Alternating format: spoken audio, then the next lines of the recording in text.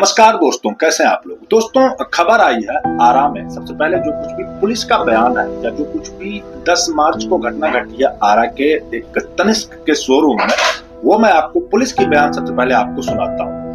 Police का कहना यह है दोस्तों, तनिष्क शोरूम जो कि टाटा ग्रुप का ही एक कह सकते हैं कि काम है, अलग से उनका ब्रांच है, अलग से उनका जो कुछ भी है जो टाटा ग्रुप से जुड़ा हुआ है। तनिष्क का शोरूम जो कि इंडिया के हर एक बड़ी सिटी में लगभग इनके शोरूम पाए जाते हैं। पुलिस की जो कहानी है वो मैं अगर आपको सुनाऊं तो 10 मार्च 2025 के सुबह लगभग 10:28 पे 6 से 8 हथियारबंद अपराधियों ने आरा के गोपाली चौक स्थित तनिष्क शोरूम में धावा बोला। उन्होंने स्टाफ को बंधक बना करके लगभग 25 करोड़ रुपए के जो मूल्य के हीरे और सोने के आभूषण जो ज्वेलरी थे वो लूट लिए और लूट के दौरान अपराधियों ने गार्ड की राइफल भी छीन ली और फिर फरार हो गए। घटना सीसीटीवी कैमरे में कैद हो गई है। पुलिस ने तुरंत कार्रवाई करते हुए दो अपराधियों को एनकाउंटर करते हुए उनके बाद उनको गिरफ्तार किया है, जिनमें से दोनों अपराधियों को दो गोलियां लगी है। तो दोनों घायल हैं और अभी उनका हॉस्पिटल में इलाज चल रहा है। लेकिन बाकी के जो अपराधी हैं वो अभी भी फरार हैं और बताया जाता है कि जितनी भी लूटपाट की गई चीजें थी उनमें से जो 3 बैग भरे हुए थे उनमें से 2 बैग तो पुलिस ने अभी तक बरामद कर लिया गया है, लेकिन एक बैग अभी भी अपराधी लेकर के फरार है, जिसमें अगर तात्पर्य निकाला जाए मूल्य का तो इसको मैं आपको बाद में बताऊंगा। पहले मैं इनके पीछे की जो बिहाइंड द ट्रथ है वो मैं आप लोगों के सामने शेयर करता हूँ। दोस्तों, बताया जाता है कि जो अभी आप सीसीटीवी का कैमरे का जो विजुअल है वो अगर आपको मैं दिखाऊं तो ये सीसीटीवी जो कुछ कह रहा है और पुलिस जो कुछ कह रही है इसमें आपको फर्क दिखेगा। फर्क तो पहले आपको मैं एक क्लियर शब्द में कहूं तो जो अभी आपने देखा कि पुलिस के बयान में कहा गया कि 25 करोड़ रुपए की लूट हुई है, लेकिन 24 घंटे बीतते बीतते जब शोरूम के जो मैनेजर थे उनके द्वारा एक अलग से ही बयान निकल करके आई और उन्होंने कहा कि जितनी भी लूटपाट की गई थी उन सारे चीजों की जब छानबीन की गई, एक एक चीजों की जब रकम निकाली गई तो ये 25 करोड़ रुपए से घट करके अभी 10 करोड़ 9 लाख रुपए की चोरी हो चुकी है। चोरी शोरूम से हुई है, ये कंफर्मेशन उन्होंने दिया है। जो शोरूम के अभी फिलहाल में जो शोरूम के जितने भी जिम्मेदार लोग थे उन्होंने कहा है। अब आपको सचमुच बड़ा ही आश्चर्य लग रहा होगा कि कहां कल की कही गई बातों में कहा गया था कि 25 करोड़ रुपए की चोरी हुई है और 24 घंटे बीतते बीतते कहां 25 करोड़ से 50% से भी नीचे यानी कि 40 to 42% रुपए में आ गई है कि अभी 10 करोड़ 9 लाख रुपए की चोरी हो गई है।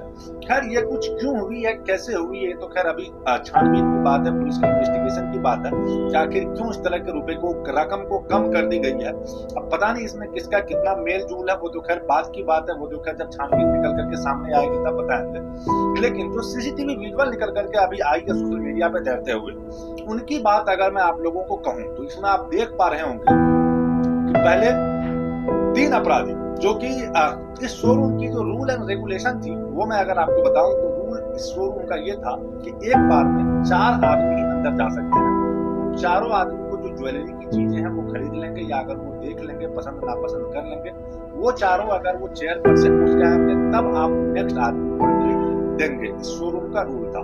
तो ठीक उसी प्रकार से रूल के अंडर ही इस शोरूम में 3 अपराधियों ने अंदर एंट्री किया, जिसमें से एक रूल ये भी था कि कोई भी आदमी अपना चेहरा छिपाए अंदर नहीं जा सकता, ऐसा रूल था। ठीक उसी प्रकार से 3 अपराधी अपने चेहरे को बिल्कुल खोल करके अंदर गए। अंदर जाने के बाद उन्होंने एंट्री ली और एंट्री करने के 2 मिनट के अंदर अंदर 2 अपराधी, जिसके एक के चेहरे पे हेलमेट लगा हुआ है, एक के चेहरे पे मास्क लगा हुआ है, ये दोनों जो कि उस रूल को कर सकते हैं कि तोड़ते हुए अंदर एंट्री ली। जैसे ही जो गार्ड थे उनकी नजर पड़ी, उनको लगा कि यहाँ पे रूल को तोड़ा जा रहा है, उन्होंने जैसे ही उनको रोकने की कोशिश किया, पीछे जो 3 आदमी जो 3 अपराधी पहले एंट्री कर चुके थे उन्होंने अपना हथियार निकाला और फिर उस शोरूम में हथियार लहराने लगा।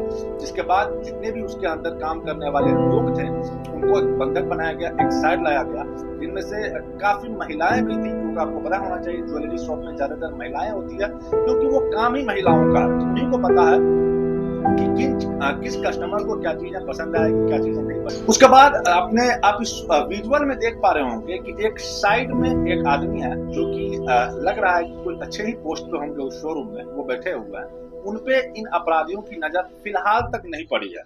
वो इन अपराधियों को देखने के बाद अपनी चेयर से उठते हैं और कोशिश करते हैं बाहर निकलने की, कि बाहर निकला जाए और फिर लोगों से हेल्प मांगा जाए। लेकिन जैसे ही वो अपने चेयर से उठते हैं, उनके नजदीक जो अपराधी थे, जो झोले में अपना सामान भर रहे थे, लूट का माल भर रहे थे, उनकी नजर पड़ती है और अपने साथियों से कहता है कि इसमें नजर रखो।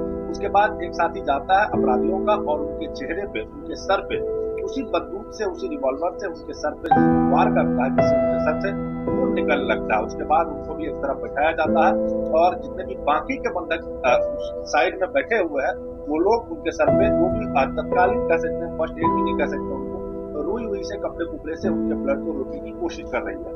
दोस्तों, आखिर इस तरह की घटनाएं हमेशा बिहार में क्यों होती है? दोस्तों, जब ये 25 करोड़ रुपए की बात थी, तब कहा जाता है बड़े बड़े मीडिया चैनलों के द्वारा कि बिहार में की गई चोरी की जितनी भी वारदात इससे पहले हुई है, उनमें सबसे मोटी रकम की चोरी हुई है बिहार में, 25 करोड़ रुपए की लूटपाट।